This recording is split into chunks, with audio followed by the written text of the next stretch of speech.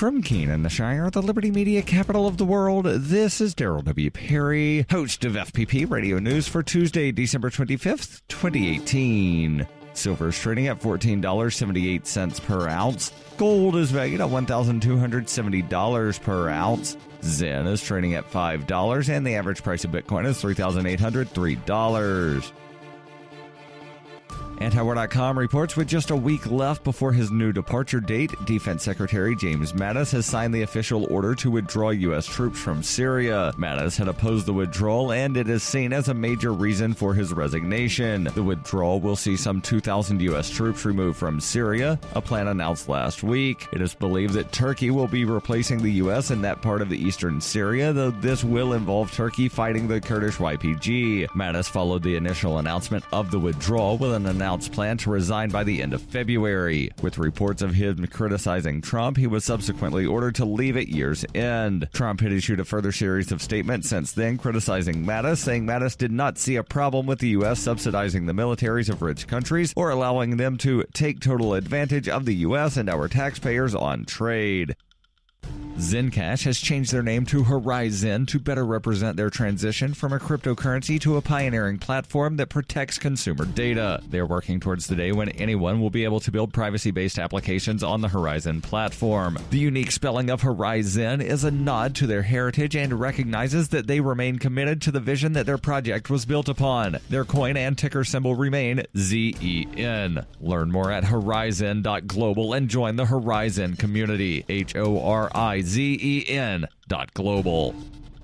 UPI reports thousands of pounds of cannabis products were recalled last week in California, nearly a month after a lab was caught falsifying pesticide test reports, threatening what some had thought would become the nation's most promising state for cannabis businesses. But the recall last week by the state's Bureau of Cannabis Control for 29 businesses that had products tested at Sacramento-based Sequoia Analytics Labs proved to be another stumble out of the gate for California cannabis. Under California law, all consumable cannabis products for sale must be tested and analyzed for 66 known pesticides. KTVU reported agents found Sequoia's lab director, Mark Foster, had been faking reports since July about testing for 22 of the pesticides and was fired. The Bureau said in a letter to businesses announcing the recall covering 848 batches tested by Sequoia, any cannabis goods from these batches returned by consumers to the retailer must be destroyed.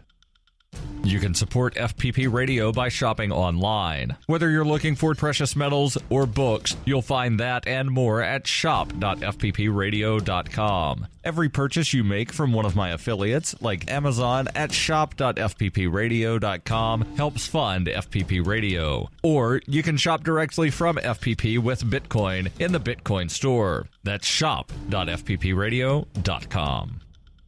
Reuters reports a U.S. court on Monday ordered North Korea to pay $501 million in damages for the torture and death of U.S. college student Otto Warmbier, who died in 2017 shortly after being released from a North Korean prison. Warmbier's parents sued North Korea in April over their son's death. The 22-year-old student died days after he was returned to the United States in a coma, and an Ohio coroner said the cause of death was lack of oxygen and blood to the brain. Judge Beryl Howell of the U.S. District Court for the District of Columbia said in her ruling, North Korea is liable for the torture, hostage-taking, and extrajudicial killing of Otto Warmbier and to the injuries of his mother and father, Fred and Cindy Warmbier. The North Korean government had blamed botulism and ingestion of sleeping pills for Warmbier's death and dismissed the claims of torture. Fred and Cindy Warmbier said in a statement they had promised their son justice. The Warmbier said, "We are thankful that the United States has a fair and open judicial system so that the world can see that the Kim regime is legally and morally responsible for Otto's death," adding, "We put ourselves and our family through this ordeal of a lawsuit and a public trial because we promised Otto that he will never rest until we have justice for him." Howell's ruling was a default judgment, a type of decision entered against a party that does not appear in court. Default judgments against foreign defendants are often difficult to collect. U.S. courts can compensate default judgment holders by ordering the seizure of funds or other assets located within the country, but that is unlikely in this case because sanctions prohibit North Korea from accessing U.S. financial systems. The ruling comes at a sensitive time in U.S.-North Korean diplomatic relations as the two countries negotiate the dismantling of Pyongyang's nuclear weapons program.